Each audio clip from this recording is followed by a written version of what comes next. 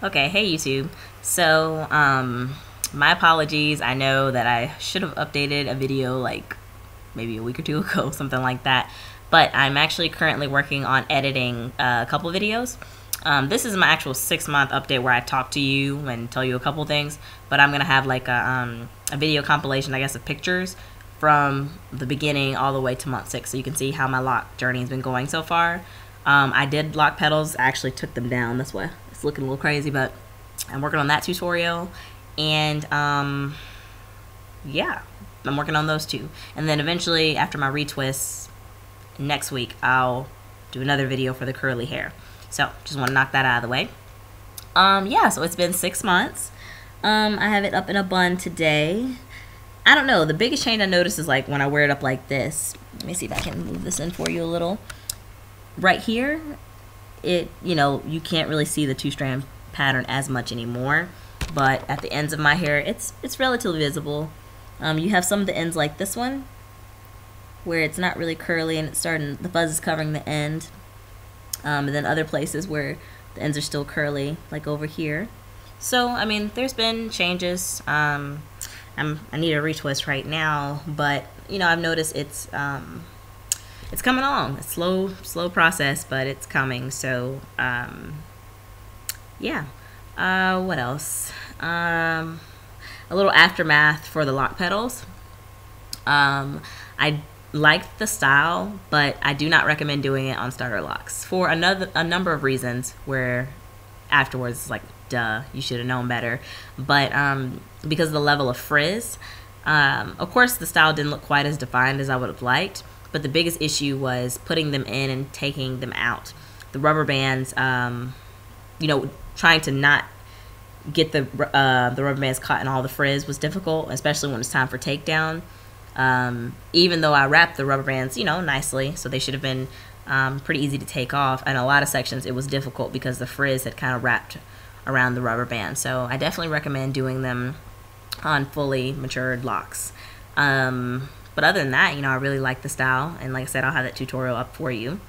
What else? I noticed that the retwisting, it's getting a little easier for me. I'm able to get it done relatively quickly.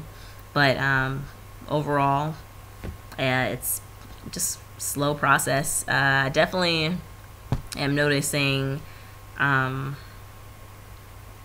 that this is not going to be a quick journey.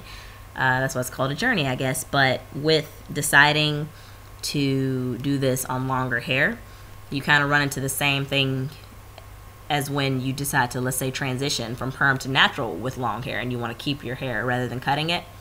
Same thing. You're having to blend the two different textures. And it takes time. It honestly takes time. I'm trying to hang in there, let the hair all lock so I don't have to cut any of it. Maybe once it gets to the point where just a little bit of the ends is, I'll cut those. But I'm trying to let it just go, through the process. I'm trying not to really mess with it too much. I mean, the benefit of having longer hair while doing this is the days you don't feel like retwisting, like for example today. Threw it up in a bun, put on a headband, make it work. You have that flexibility, you have styling options, you have that kind of thing, but you learn patience. Like I said, I've been doing this for 6 months. That's like half a year, and my hair's still not fully locked yet, which I try not to pay attention to it every day, to obsessively look like, oh, is it locked yet? Is it locked yet? Because it's not going to be locked yet. I mean, when I transitioned from perm to natural, I only did it about 7 months, and I was like, bump this and cut it. But I have a little bit more resolve this time, and I really want to try my best to stay on track. And it's not really that difficult. There's some days I see people with these awesome locks, and I really am like, man, won't mine hurry up? But at the same time, I'm just taking it a day at a time. Like I said, I think last month, my routine, I wash twice a month, retwists once a month. And, I try to style some, but not too much, especially right after I retwist and it's tight. But some days I do updo, some days I just wear it straight down. I'll do it curly some days. But I think more than anything, the way to preserve your retwist is for the first 2 weeks before you wash, try not to do much with it, keep your hands out of it, wrap it up at night, that kind of thing.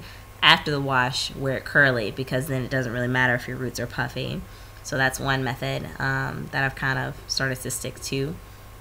But overall, like I said, 6 months and still kicking. I would take it down for you. Well, let's see. No, I'm too lazy for that. I'm sorry.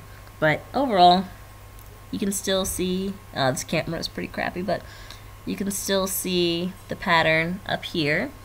But